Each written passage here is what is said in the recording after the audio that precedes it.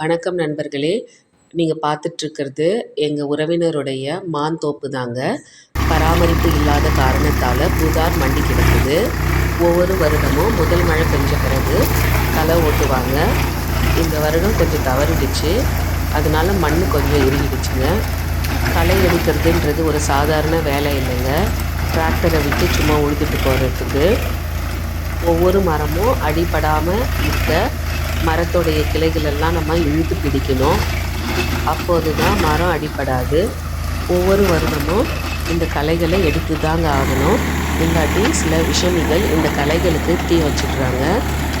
அதனால் மரங்களும் பற்றி எரிஞ்சிடுது. இது மாதிரி 100க்கும் மேற்பட்ட மரங்கள் கருகி தீக்கு இரையாயிடுச்சு.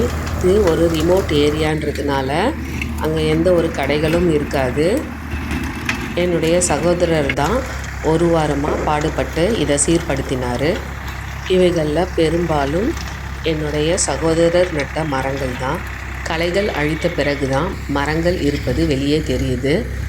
இது பார்ப்பதற்கு நிஜமாகவே ஒரு மகிழ்ச்சியான உணர்வை ஏற்படுத்துது. வேர்வை சிந்தி மட்டும் உழைக்கவில்லைங்க. சில நேரங்களில் ரத்தத்தை சிந்தியும் உழைக்கிறாங்க. என் சகோதரரின் துணியில் வியர்வை கரை மட்டுமல்லாமல் இரத்தக்கரை இருந்தது. சிறிது கஷ்டத்தை ஏற்படுத்தினாலும் மண்ணுக்கு உழைத்தது பெருமையே. நன்றி.